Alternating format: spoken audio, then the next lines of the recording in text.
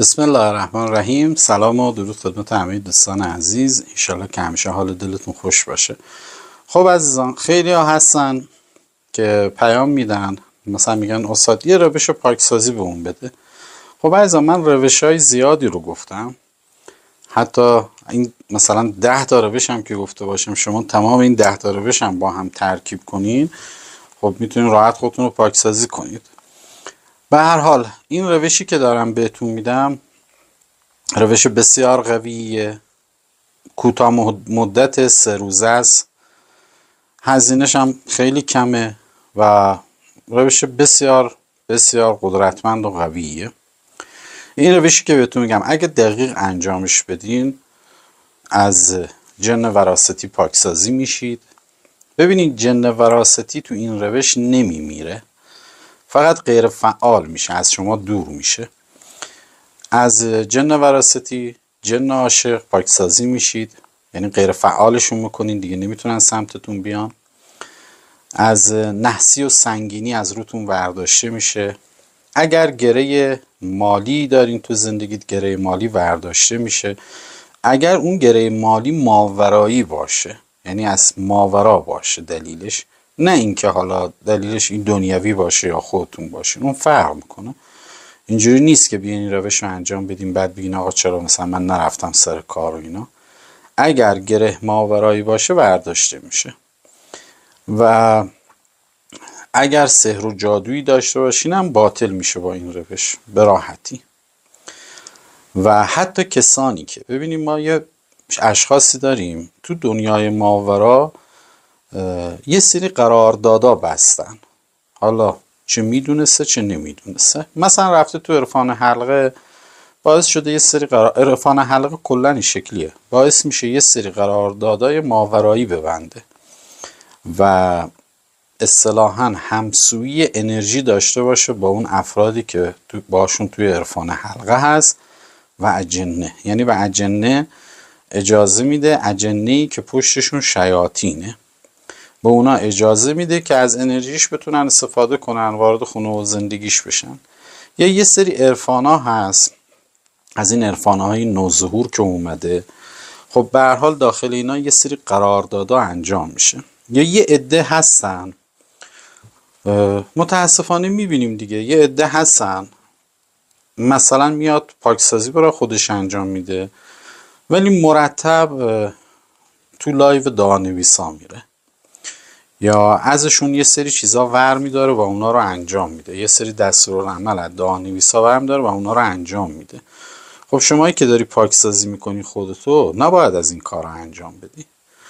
یا یه عده هستن مثلا داره پاکسازی انجام میده میره فال میگیره. خب شما وقتی فال میگیری به اون موجوداتی که روی اون کارت تاروت یا قهوه یا مال فال قهوه هستن، به اونا اجازه میدین که شما رو بتونن ببینن، خونه و زندگی تو بتونه ببینه، گذشته تو بتونه ببینه، میاد به حاله های اتری شما وصل میشه، یا حاله بدنتون یا بند اتصالتون، یا ورود میکنه توی خونتون وصل میشه که بتونه آمارتو در بیاره دیگه. فال میخوای بگیری، در همین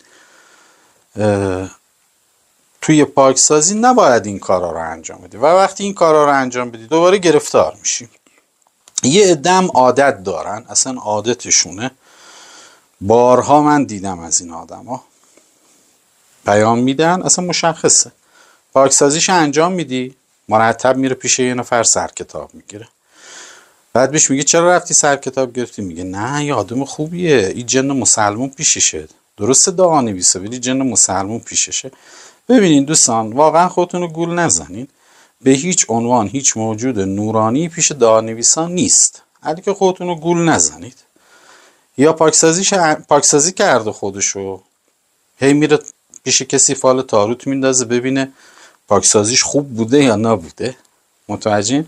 خب این گفتم که باعث میشه دوباره گرفتار بشی، باعث میشه اون حصاری که دور خودت میزنی با خاطر پاکسازیت، یه حصاری دور بدنت زده میشه، حاله بدنت پاکسازی میشه، ولی وقتی شما میری فال میگیری یا سر کتاب میگیری باعث میشه اون حاله دوباره مشکل پیدا کنه.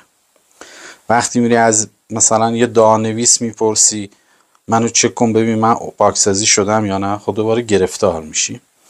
وقتی یه نفر که داره مثلا احضارات اجنه رو توی دنیای ماورا آموزش میده و شما میرین اونا رو انجام میدید، برادر عزیز دوباره گرفتار میشی. یا اینکه جدیداً پیش اومده میبینم دوستان پیام میدن یک معجونی رو میرن یه شخص، حالا یه شخص دعانویسی یا جادوگری دارن میگیرن. طبق پیامایی که بهم داده میشه، یعنی بالای شاید 20 تا 30 تا پیام داشتم که طرف یک معجونی رو از یه دعانویسی گرفته و اون معجون رو خورده، الان شدیداً حالش بده، مرتب داره خوابای اجنه رو میبینه، اجنه تو خواب کتکش میزنن، یه سری حیوان توی خواب میفتن دنبالش و دیگه به جایی رسیده که زن و بچهش هم تو خونه دارن جنا رو میبینن. ببینی عزیزان، یه شخصی که سنگینه، یعنی دعانویسه، دعانویس ها سنگینن، حالا میخوای بپذیری میخوای نپذیری، کسی که سنگینه، یه دعانویس، یه جادوگر، وقتی میاد یک معجونی رو درست میکنه به شما میده بخورید و یه سری وردا هم روش میخونه، خب مطمئنا مخصوصا وقتی میخوری قشنگ حشرات دنیای ماورا، انرژی خارها رو وارد بدنت میکنی و تو بدنت یه سری چیزا شروع میکنه حرکت کردن، اجنه رو به خودت وصل میکنی. به هر حال اگر میخوایم پاکسازی انجام بدی، درست پاکسازی انجام بده، هر روز نرو پیش این پیش اون پیش این یکی. و این روشی هم که بهت میگم 3 روز است، کاملا پاکسازی کامله. حتی یک سری بدن دردها که از دنیای ماوراست، اون بدن درداتون هم خوب میکنه. بدن دردی که ماورایی باشه با این روش خوب میشه، ولی بدن دردی که باید بری دکتر نه، فرق میکنه. خب حالا این روش به چه شکله؟ اول این که شما 3 روز، کلا این روش 3 روزه، خیلی هم ساده است. 3 روز هم دیگه چیزی نیست که کسی نتونه انجام بده. برای چشم زخم هم خیلی خوبه. ببینید شما به اندازه سنتون باید تخم مرغ تهیه کنی. مثلا اگه 20 سالته 20 عدد تخم مرغ، 20 سال رو باید تموم کرده باشی، 20 عدد تخم مرغ میگیری. اگر 22 سالته 22 تا دونه تخم مرغ میخری و هر روز این 3 روز، یعنی هر 3 روزشو به تعداد سنت تخم مرغ نیاز داریم.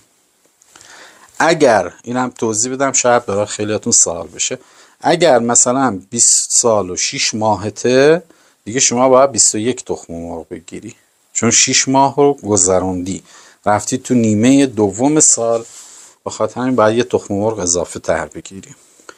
شروع میکنین. این کار باید بعد از اذان مغرب انجام بشه. حالا اگر بعد از اذان مغرب به علت شغلتون خونه نبودید، میتونید ساعت مثلا 9 10 شب انجامش بدید. خب میشینی وضو میگیری، میشینی رو به قبله، به اندازه سنت تخم مرغ میاری و یه جوری میشینی که این تخم مرغا رو بتونی رو پات بذاری. 4 زانو میشینی میذاریشون رو پات. حالا یه تعدادشون هم رو زمین بود اشکال نداره. هر تعداد از این تخم مرغا رو تونستی میگیری کف دستات، مثلا 2 تا تو این دست 2 تا تو این دست، الباقی رو روی پات میذاری. کسایی هم که نمیتونن نشسته انجام بدن میتونن درازکش انجام بدن، فرقی نمیکنه. خب اول شروع میکنی سوره زلزال رو میخونی، 1 بار یا 2 بار یا 3 بار فرقی نمیکنه. سوره زلزال رو میخونی، اشتاتنش هم نمیخواد تکرار کنی و بعد از این که سوره زلزال رو خوندی میگی بسم الله الرحمن الرحیم، به اذن الله، به نام خداوند بزرگ مرتبه. فارسیشو میگم که همه بتونن انجام بدن. به نام خداوند بزرگ مرتبه، من فلانی فرزند فلانی، اسم کوچیکت میگی و اسم مادر، من فلانی فرزند فلانی یا زاده فلانی، فرقی نمیکنه، از این تاریخ، حالا تاریخش هم دوست داشتی بگی بگو، فرقی نمیکنه، از این تاریخ انصراف میدهم. خوب دقت کنین، انصراف میدم از هر گونه عقد ماورایی، از هر گونه قرارداد ماورایی که خواسته و ناخواسته انجام شده، از هر گونه سحری که باعث شده اجنه عاشق یا اجنه وراثتی نزدیک من بشه یا فعال بشه، انصراف میدهم. از هر گونه نحسی و سنگینی و چشم زخم و شر و بلا به حق خداوند بزرگ مرتبه انصراف میدهم و میخواهم اصطلاحاً تمامی گره های مالی شغلی همگی باز شوند. همین جمله رو میگی. بعدش چه کار میکنی؟ رقیه شعری. رقیه شعری که مال خودمه، تو کانال تلگرام هست. رقیه شعری رو با هندزفری و چشم بسته، حتما باید چشمت بسته باشه دوست عزیز، با چشم بسته رقیه شعری رو 2 بار پشت سر هم گوش میدی. بعد از اینکه رقیه شعری رو گوش دادی، تخم مرغا رو ور میداری همشون. اگر شخص دیگه از خانوادت خواست به این تخم مرغا دست بزنه، باید دستکشی بپوشه یا با پلاستیک یا با دستمال اینا تخم مرغا رو دست بزنه. خب همه تخم مرغ بعد از اینکه رقیه شعری رو گوش دادی، همه تخم مرغا رو ور میداری پرت میکنی تو کوچه. ببینین تو حیاط، نمیدونم تو راه آب، اینا اصلا نباید بندازی. همه تخم مرغا توی پلاستیک پرت میکنی تو کوچه بشکنه و 100% اگر خیلی سنگین باشی تخم مرغا رو زمانی که پرت میکنی بشکنن صدای خیلی بدی میده. و روز دوم هم همین کار رو انجام میدی، روز سوم هم همین کار رو انجام میدی. یعنی 3 روز شما باید این کار رو انجام بدی. تخم مرغ هم به عدد سنت، 40 سالته 40 تا تخم مرغ، 30 سالته 30 تا تخم مرغ. حالا تو این نیتی که انجام میدین میتونید گره ها باز شدن گره های ازدواج هم بگید. کسایی که مجردن، کسایی که فکر میکنن ازدواجشون به خاطر مشکل ماورایی بسته شده، یا تو نیتی که انجام میگید، من مینویسم نیت رو مینویسم که راحت تر باشین. میتونین همزادم بگید، بنویسین که مثلا دفع همزاد، خب یا دور شدن همزاد. 3 روز برنامه تخم مرغ انجام میدی. خب فرداش، یعنی شما شب که این کار رو انجام دادین، فردا توی روز باید حتما دوش نمک یا سرکه بگیری. حالا دوش نمک و سرکه به چه شکله؟ بدنتو خیس میکنی، کل بدنتو نمک میزنی، میذاری این نمک 1 دقیقه یا 2 دقیقه روی بدنت بمونه. یا آب و سرکه با هم قاطی میکنی میریزی رو بدنت، یا اول آب و سرکه رو میریزی بر روش نمک میزنی. فرقی نمیکنه، بستگی داره شما چقدر تو دنیای ماورا درگیر باشی این کار رو انجام میدی. 2 روزش باید حتما پشت سر هم دوش نمک یا سرکه رو بگیرید.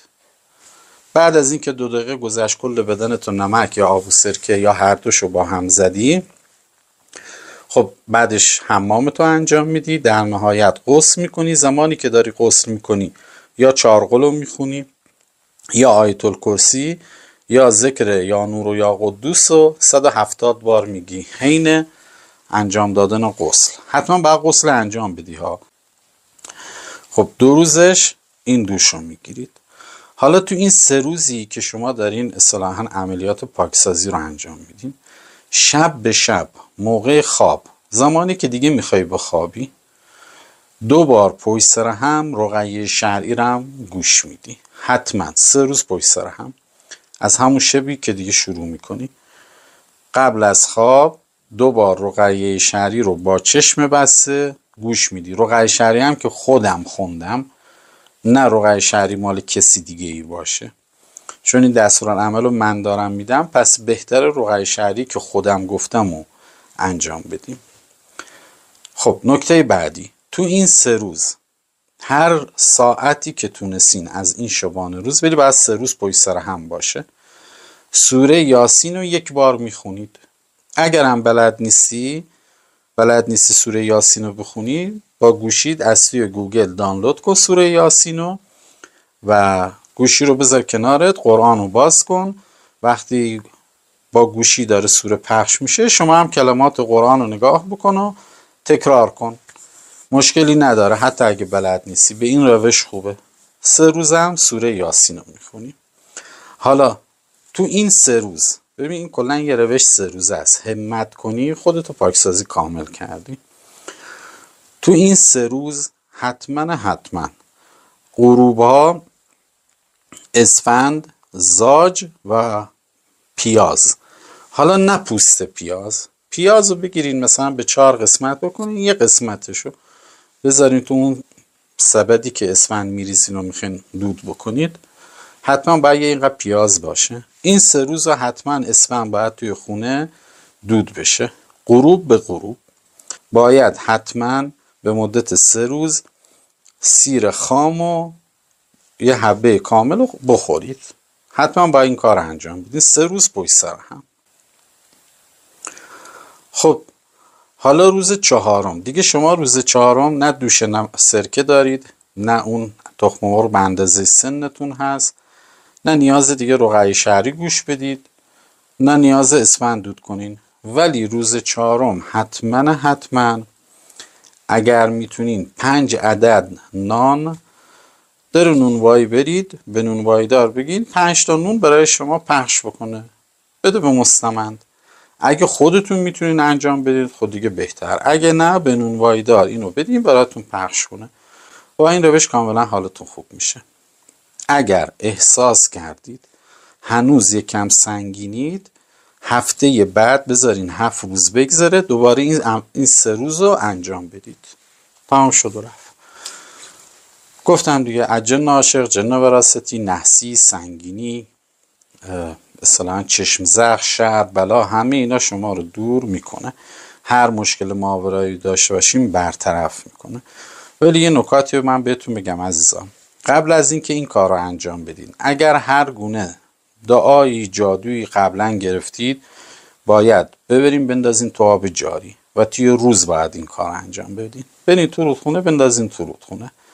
اگر اون دعا توی خونه باشه و شما این کار رو انجام بدین، بیفایده است، نهایت کم سبک میشید. اگر انگشتر موکلدار داری باید بندازی تو آب جاری. اگر انگشتری داری، حالا هر انگشتری میخواد باشه، حالا عقیق باشه، اپال باشه، هرچی میخواد باشه، خب این انگشتر رو به مدت 2 هفته نمی کنی دست، به هیچ عنوان تو دستت نمی کنی. همه کسانی که سنگین هستن و درگیری ماورایی دارن، انگشتر، سنگ، گردنبندی که سنگ باشه، دستبندی که سنگ باشه، اینا سنگین میشه. انرژی سنگ ها سریع انرژی دریافت میکنن. وقتی خودت سنگینی، انرژی های سنگین رو دریافت میکنی. خب کسی که علا از نظر اخلاقی مورد داره یا اینکه روحیاتش خرابه، گریه میکنه، قصه میخوره، از کلمات منفی استفاده میکنه، 100% انگشترش یا هر نوع سنگی که داره اونم سنگینه. هفته 1 بار باید توی یه شب تا صبح توی آب و گلاب بخوابونینش، یا هفته 1 بار همونجوری انگشتر رو بذارین توی آفتاب، خوب آفتاب بخوره. این سنگینی عروش میره. آفتاب تمامی سنگینی ها رو ور میداره. حتی اگر بعضی از سنگینی ها که با آب و گلاب که برداشته نمیشه، با آفتاب برداشته میشه. خوبی آفتابی. اما خیلی ها هستن طرف مثلا پاکسازی انجام داده، میای نگاه میکنی میبینی هنوز مورد داره، هنوز حالش اونجوری خوب نشده، چکش میکنی میبینی انگشتر موکلدار خریده و تازه افتخارم میکنه انگشتر موکلدار داره.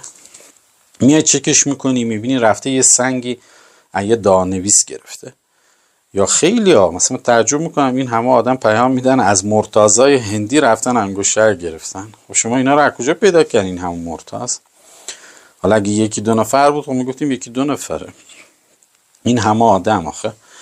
یا اینکه مثلا عود و بخور روشن میکنی توی خونه، شما به هیچ عنوان وقتی تحت درمانی نباید عود و بخور روشن کنی، به هیچ عنوان نباید روشن کنی. و یا میبینی طرف مثلا اصلا خونه شون سنگینه، اصلا خودش موردی نداره، چون تو اون خونه داره زندگی میکنه، تو اون خونه میخوابه، همیشه تو خونه است. خب سنگینی اون خونه روش افتاده ولی خودش موردی نداره و یه سری خوابای پریشون میبینه، یه سری حالتهای خلسه بهش دست میده، یه سری اتفاقات بد براش میفته از خونه شونه. که حالا با این روشی که گفتم انجام بدین هم خودتون پاکسازی میشین، هم تقریبا 20-30% خونه هم پاکسازی میشه. و برای خونه هم تو کلیپای قبلی گفتم چه کار بکنید. ببینید دوستان، کسانی که یک مثلا بدن دردای خیلی بدی دارن این روش 3 روزه رو انجام بدن، این روش 3 روزه که الان گفتم اینو انجام بدن. بعد از اون 1 هفته انجیر شفا رو بخورن. انجیر شفا من توی که هم کلیپای یوتیوب گفتمش 21 روزه است، ولی شما 1 هفته انجیر شفا رو بخورین تمام بدن دردتون میره. اگر خودت خراب نکنی قضیه رو، اگر هی نری سرک بکشی تو دنیای ماورا، با این روش حالت خوبه. و هرزم نیازه، حالا هرز یا گردن آویز یا بازوبند، همون هرز امام علی، حجاب و هرز امام جواد، همین کافیه. یه دونه حجاب، ببینید خیلی از عزیزان حجاب و دست کم میگیرن، یعنی هرز حجاب و دست کم میگیرن. بسیار قوی، فوق‌العاده است. یعنی خود هرز حجاب اینقدر قدرتش بالاست یه سری طلسما رو باطل میکنه. حالا خارج از این که از شما محافظت میکنه، یک نوع ابطال سحر هم هست. حالا من توی یکی از کلیپام سعی میکنم یه حجاب به شما آموزش بدم، اصلا براتون معنیش کنم که ببینید چقدر قویه. چرا ما میگیم آقا این 3 تا هرز امام جواد، امام علی و حجاب و همیشه یا بازوبند یا گردن آویز داشته باشید؟ فوق العاده قدرتمنده. انشالله 3-4 روز دیگه یه حجاب کامل براتون آموزش میدم. خدا پشت و پناهتون باشه. یا علی. همیشه شاد باشید. یا علی.